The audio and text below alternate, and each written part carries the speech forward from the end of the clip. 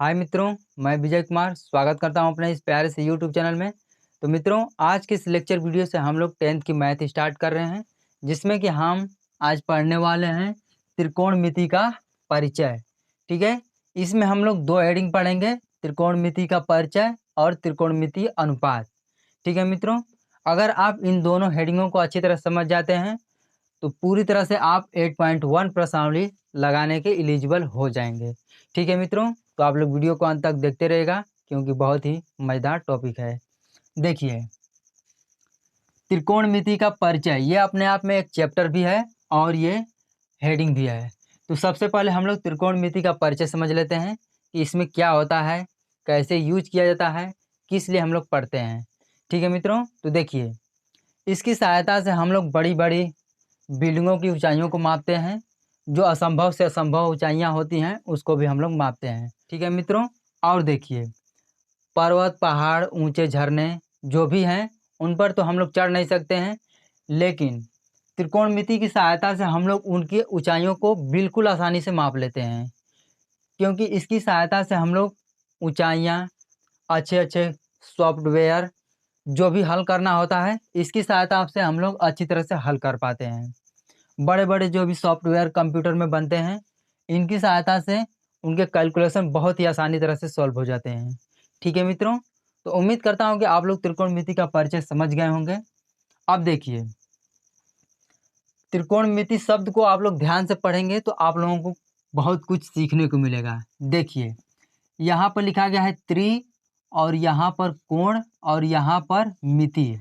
इसका मतलब होता है, त्रि मीन्स होता है तीन, कोण मीन्स होता है कोण, और यहाँ पर मिति मीन्स होता है मापन। जिसमें हम लोग तीन कोणों का मापन करते हैं उसको हम लोग त्रिकोणमिति कहते हैं। ठीक है मित्रों, तो देखिए, जब भी त्रिकोणमिति की बात आती है तो हम लोग केवल और केवल समकोण त्रिभुज की बात करते हैं। अब समकोण त्रिभुज कैसा होता है, तो देखिए, समकोण त्रिभुज में दो न्यून कोण होते हैं।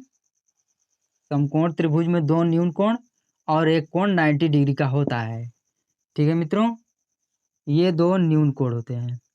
आप लोग जानते हैं त्रिभुज के तीनों कोणों का योग 180 डिग्री होता है।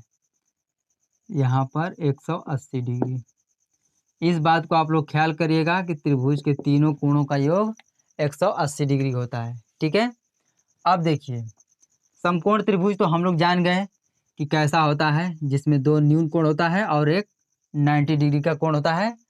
ऐसे बने त्रिभुज को हम लोग समकोण त्रिभुज बोलते हैं। ठीक है, अब देखिए, हम दो समकोण त्रिभुज बनाकर आप लोगों को अच्छी तरह से दिखाते हैं। यहाँ पर एक समकोण त्रिभुज हो गया और यहाँ पर एक समकोण त्रिभुज। ठीक है, इसको हम लोग एक नाम दे देते हैं ए, और इसकी बी, और यहाँ पर सी, और पी क्यू आर। ठीक है, जब भी हम लोग समकोण त्रिभुज की बात करते हैं तो हमारे दिमाग में एक प्रमेय आनी चाहिए, जिसका नाम है पाइथागोरस प्रमेय। तो देखिए, पाइथागोरस प्रमेय होती क्या है, समझ लेते हैं। पाइथागोरस प्रमेय, तो यहाँ पर देखिए, पाइथागोरस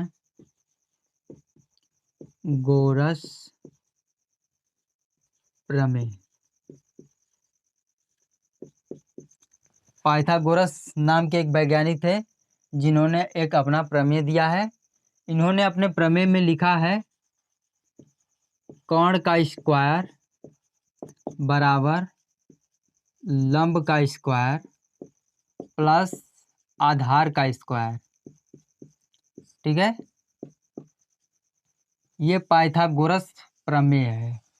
ठीक है, अब आप लोग सोच रहे होंगे कि ये कर्ण का स्क्वायर, लंब का स्क्वायर और आधार का स्क्वायर अपन ने क्यों लिखा है। ठीक है, तो देखिए, समकोण त्रिभुज के तीनों भुजाओं का एक विशेष नाम होता है, जिसको हम लोग लंब, कर्ण और आधार के नाम से दर्शाते हैं। ठीक है, तो देखिए, 90 डिग्री के सामने वाली भुजा को हम लोग कर्ण कहते हैं। ये फिक्स है कि 90 डिग्री के सामने वाली भुजा को हम लोग कर्ण बोलते हैं। ठीक है मित्रों, अब बात रही दो भुजा की, तो देखिए, दो भुजाओं को हमें ज्ञात करने के लिए समकोण त्रिभुज में जिस कोण के सापेक्ष बात की जाएगी उसके अनुसार आपको भुजा का ज्ञान करना पड़ेगा। तो देखिए, अगर इस कोण के सापेक्ष त्रिभुज में बात किया जाएगा तो इस कोण को आप लोग यहाँ पे थीटा मान लीजिएगा। ये जो थीटा अजीब सा चीज़ लिखे हैं अपन ने, तो ये कोण को प्रदर्शित करता है। क्या करता है? कोण को प्रदर्शित करता है। इस चिन्ह को आप लोग अच्छी तरह से देख लीजिए। देखिए, इस कोण के सामने वाली छोटी भुजा को हम लोग लंब बोलेंगे, ठीक है, और जो बचेगी भुजा उसको हम लोग आधार। तो यहाँ पर हो जाएगा आधार, ठीक है। अब देखिए, इस त्रिभुज को आप लोग ध्यान से देखिए। अगर इस त्रिभुज में इस कोण के सापेक्ष बात किया जाएगा तो यहाँ पर हम लोग थीटा लगाएंगे। ये थीटा कोण को प्रदर्शित करता है, ठीक है। अब देखिए, इसके अनुसार अगर आपको लंब कर्ण और आधार निकालना होगा तो देखिए, इसके सामने वाली छोटी भुजा को हम लोग लंब बोलेंगे, कर्ण तो हमें पता ही है, और जो बचेगी भुजा उसको हम लोग आधार बोलते हैं, ठीक है। अब देखिए, लंब कर्ण और आधार का एक शॉर्ट नेम भी होता है, आप लोग याद कर लीजिएगा, क्योंकि हम कहीं कहीं शॉर्ट नेम भी यूज करेंगे। आधार को ए से, लंब को यल से, ठीक है मित्रों। तो देखिए, पाइथागोरस प्रमेय समकोण त्रिभुज पर इस तरह लागू होती है कि समकोण त्रिभुज में सबसे लंबी भुजा का वर्ग दोनों छोटी भुजाओं के वर्ग के बराबर होता है। यहाँ पर देखिए, कर्ण का वर्ग बराबर है लंब का स्क्वायर प्लस आधार का स्क्वायर के योग के, ठीक है मित्रों। तो उम्मीद करता हूँ कि आप लोगों को इतनी बात समझ में आ गई होगी। अब बात कर लेते हैं पाइथागोरस प्रमेय हम लोग कहाँ पर यूज करेंगे, ठीक है। तो देखिए, समकोण त्रिभुज में आप लोगों को दो भुजा दी जाएगी, लंब दिया जाएगा या आधार दिया जाएगा। ये दोनों भुजा दी जाएगी तो आप लोग कर्ण का मान निकाल सकते हैं, ठीक है। या कर्ण दिया जाएगा या लंब दिया जाएगा, इन दोनों भुजाओं की सहायता से आप लोग आधार की मान निकाल सकते हैं, ठीक है। अगर आपको आधार दे दिया जाए और कर्ण दे दिया जाए तो इन दोनों भुजाओं की सहायता से आप लंब निकाल सकते हैं पाइथागोरस प्रमेय लगाकर, ठीक है मित्रों। तो उम्मीद करता हूँ कि आप लोगों को पाइथागोरस प्रमेय और ये समकोण त्रिभुज अच्छी तरह से याद हो गई होगी। मोटी मोटी बात इसमें यह है कि लंब, कर्ण और आधार, इन तीनों भुजाओं को आप लोग अच्छी तरह से निकालना या याद कर लीजिए। आप लोगों को हमने दो भुजा को निकालने के लिए बता दिया है कि जिस कोण के सापेक्ष त्रिभुज में बात होगी उसके अनुसार आपको लंब और आधार चूज करना है, ठीक है मित्रों। तो देखिए, अब पाइथागोरस प्रमेय में कर्ण का स्क्वायर बराबर है लंब के स्क्वायर प्लस आधार के स्क्वायर, इस बात को आप लोग याद कर लीजिएगा। और लंब, कर्ण, आधार किसको कहते हैं, बस इतनी बात आप लोग केयर करिएगा, ठीक है मित्रों। उसके बाद आप लोगों को समझना है त्रिकोणमितीय अनुपात। इसके बाद आप लोग 8.1 प्रश्नावली लगाने के लिए एलिजिबल हो जाएंगे, ठीक है। तो इसको मिटाते हैं, यहाँ तक की बात अगर आप नोट करना चाहते हैं तो कर लीजिए। हाँ तो दोस्तों, हम आप लोगों के लिए कुछ पॉइंट लिख दिए यहाँ पर, जिसकी सहायता से आप लोग भुजाओं का अच्छी तरह से मापन कर सकते हैं, ठीक है मित्रों। तो देखिए, 90 डिग्री के सामने वाली भुजा को हम लोग कर्ण बोलते हैं। यहाँ पर देखिए, 90 डिग्री के सामने वाली भुजा को हम लोग कर्ण बोलते हैं, ये फिक्स है, ठीक है मित्रों। अब लड़ाई रही दो भुजा की, तो जिस कोण के सापेक्ष त्रिभुज में बात चलेगी उसके अनुसार आपको आधार और कर्ण चूज करना है, ठीक है। तो देखिए, त्रिभुज में जिस कोण के सापेक्ष बात चलेगी उसके सामने वाली छोटी भुजा को लंब और जो बचेगी भुजा उसको आधार। ये देखिए, इस कोण के सापेक्ष बात चल रही है, तो इसके सामने वाली छोटी भुजा को हम लोग लंब बोलेंगे और जो बचेगी भुजा उसको हम लोग आधार, ठीक है। लंब को एल से प्रदर्शित करते हैं, कर्ण को के से और आधार को ए से, ठीक है। अब हम लोग समझेंगे त्रिकोणमितीय अनुपात, ठीक है मित्रों। तो देखिए, समकोण त्रिभुज की इन तीनों भुजाओं का एक शॉर्ट नेम होता है जिसको हम लोग त्रिकोणमितीय भाषा में समझते हैं। देखिए, यहाँ पर साइन थीटा होता है, साइन थीटा बराबर होता है लंब बटे में कर्ण, लंब बटे में कर्ण। और दूसरा होता है short name cos theta, cos theta का जो अनुपात होता है आधार बटे में कर्ण, ठीक है। उसके बाद दूसरा सीक्वेंस आता है फर्स्ट, सेकेंड और यहाँ पर थर्ड।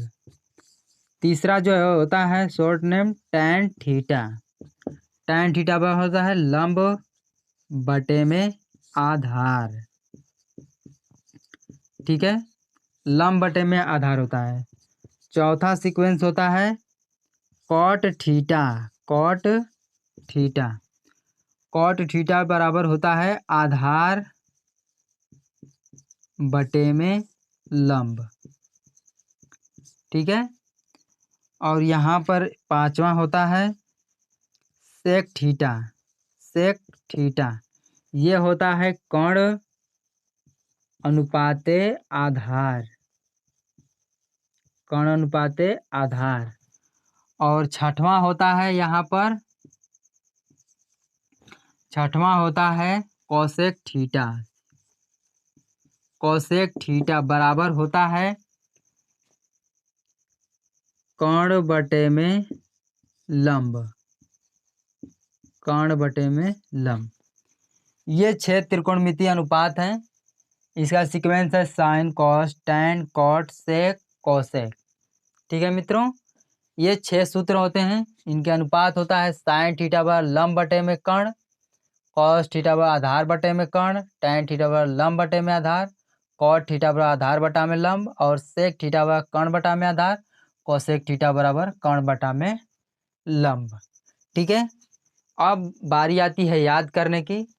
तो हम आप लोगों के लिए एक ट्रिक लाए हैं जिसकी सहायता से आप लोग इन सभी त्रिकोणमितीय अनुपात के सूत्रों को याद कर सकते हैं। तो देखिए, लाल बटे में कक्का।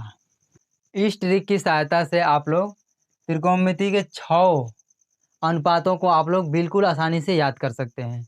देखिए कैसे। बस आप लोगों को सीक्वेंस याद रखना है।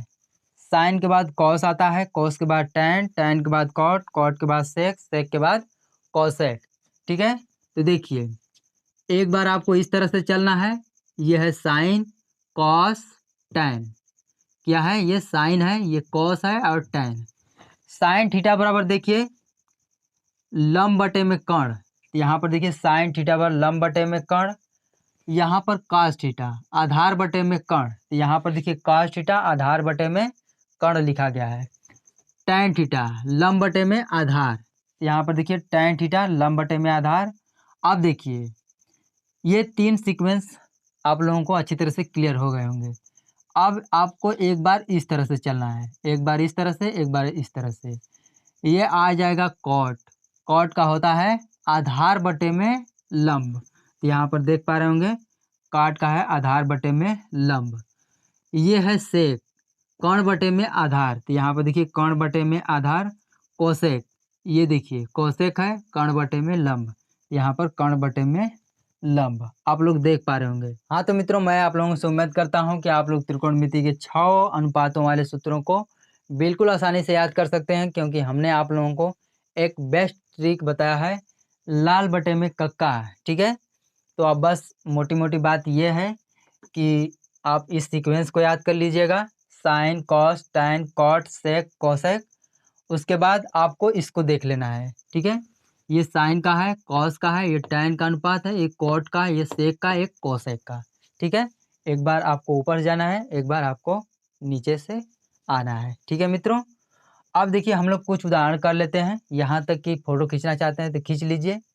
हाँ तो ये रहा आप लोगों के सामने पहला उदाहरण। ठीक है, आप लोगों के सामने ये सूत्र है।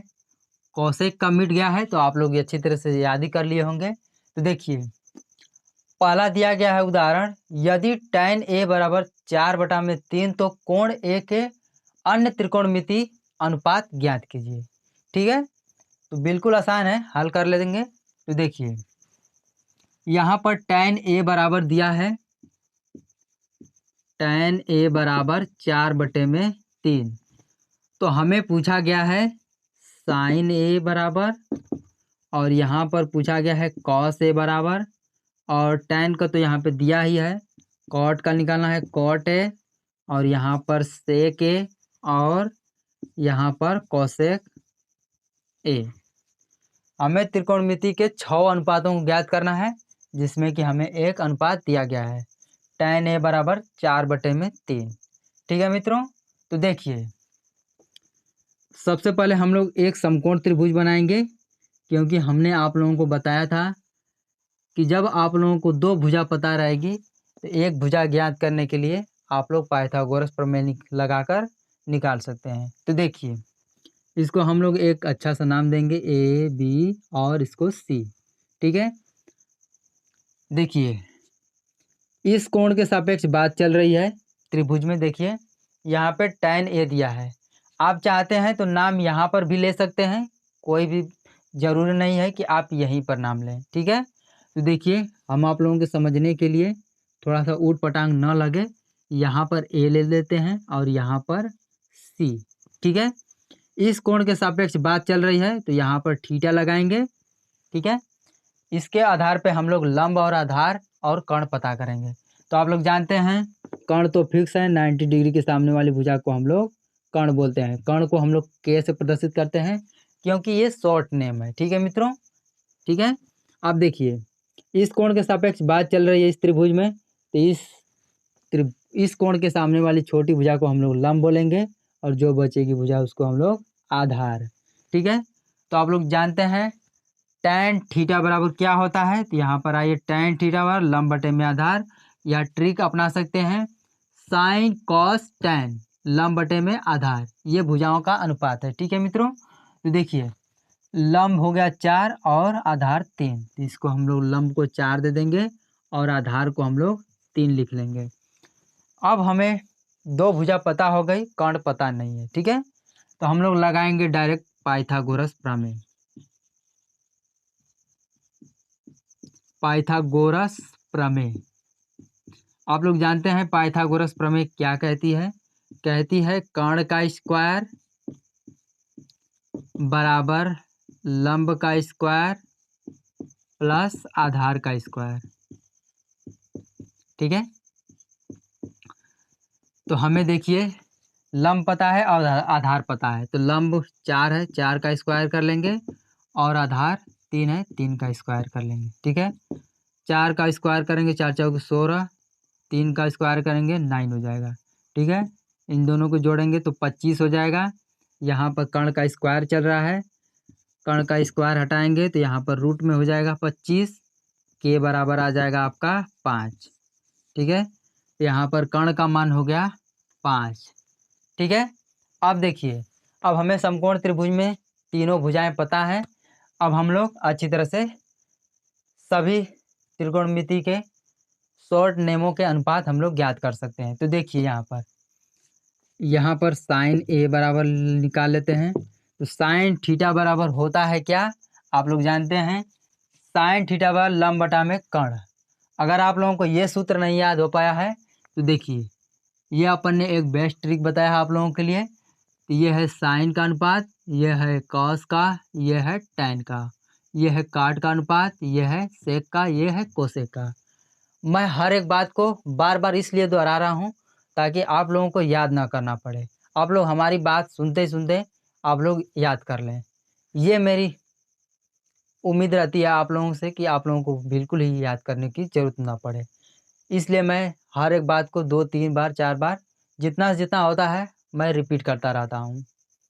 ठीक है मित्रों, तो देखिए साइन का अनुपात हो गया लंब बटे में कर्ण, तो इसमें देखेंगे लंब कौन है, लंब 4 है और कर्ण क्या है 5 है, तो यहाँ पे 4/5 हो जाएगा। अब देखिए यहाँ पर उसी तरह से कॉस ए निकालेंगे, कॉस ए, देखिए कॉस ए का अनुपात ये है आधार बटे में कर्ण, तो आधार यहाँ पर 3 है और कर्ण 5 है, तो आधार को लिखेंगे बटे में कर्ण को। ठीक है, ये हमारा दूसरा निकल गया। टैन तो हमें पता ही है, अब निकालेंगे कॉट, कॉट ए, काट ए का आप लोग जानते हैं साइन कॉस टैन कॉट। ये देखिए काट का आधार बटे में लंब, आधार बटे में लंब, तो देखिए आधार 3 है लंब 4 है, तो 3/में हो जाएगा 4।